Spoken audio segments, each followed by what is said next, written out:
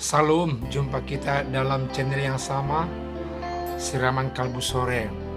Kita akan dipersatukan oleh firman Tuhan dari Kisah Rasul 2 ayat yang ke-42.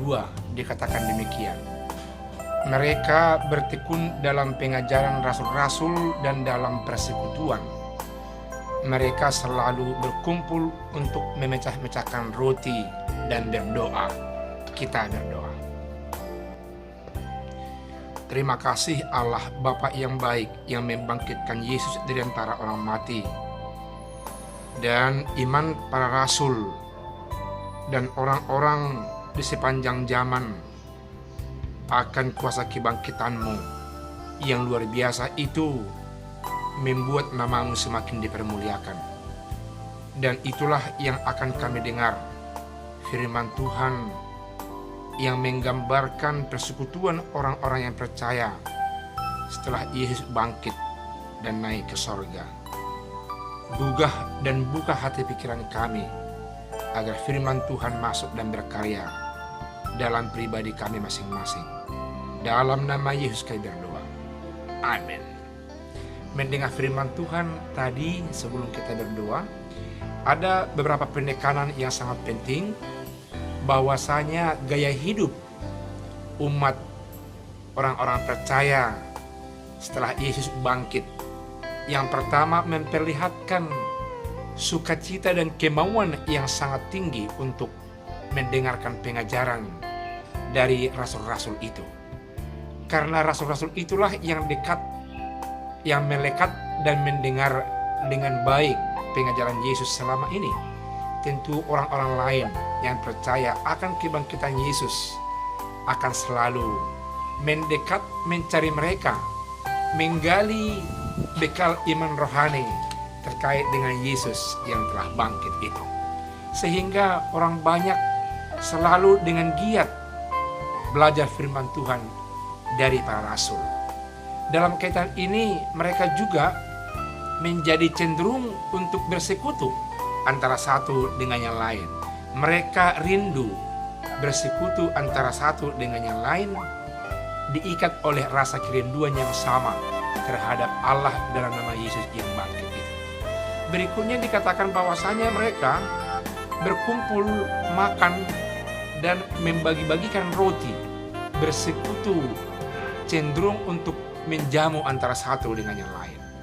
Bahkan di sisi lain dikatakan bahwa mereka mau menjual harta bendanya dan meletakkan di kaki rasul hasilnya itu, dan digunakan untuk orang-orang yang membutuhkan dan sekaligus untuk kebutuhan mereka di dalam persekutuan mereka.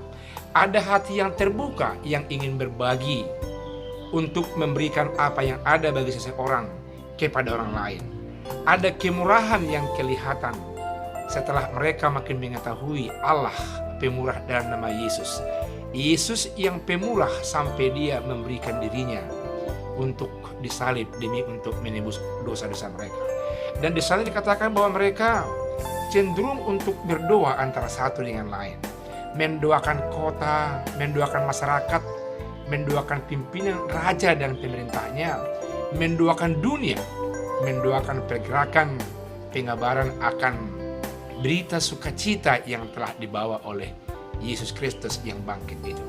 Kiranya hal ini menjadi motivasi buat saudara dan saya dan semua yang bersentuhan dengan firman Tuhan ini, memiliki kerinduan untuk bersekutu sekaligus belajar firman Tuhan. Dan di sana ada nilai-nilai yang saling memberi, saling membantu. Ada perjamuan pengikat antara satu dengan lain, dan ada doa simpati, doa syafaat mendoakan dunia ini. Amin, kita berdoa. Terima kasih atas firman Tuhan yang menggugah kami untuk menjaga kesatuan, mau berbagi antara satu dengan yang lain, mau saling menolong, membuktikan cinta kasih kami. Dan sekaligus kami mau berdoa mendoakan pemerintah kami, mulai dari presiden kami seperti Presiden Bapak kami Jokowi yang sungguh-sungguh memberi hati pikiran demi kemakmuran kesejahteraan umat. sampai kepada RT dan RW yang menyentuh kehidupan kami masing-masing. Sertai kami dalam upaya penyembuhan dari corona melalui vaksinasi di masa kini Tuhan. Berkati pimpinan gereja kami hingga para jemaat. Berkati semua umat manusia di tengah-tengah dunia ini, terlebih yang dilanda oleh banjir bandang seperti di NTT. Demikian juga yang dilanda oleh bahaya kejahatan, hawa nafsu. Biarlah Roh Kudus Tuhan yang senantiasa menguasai kami. Karena Tuhan dalam nama Yesus, buat kuasa yang membangkitkan Kristus itu senantiasa merasuk kehidupan kami, menguasai hal-hal yang bersifat kedagingan kami, sehingga hidup kami memperlihatkan gambaran yang sudah bersama dengan Allah melalui Yesus Kristus Tuhan kami yang bangkit itu. Amin.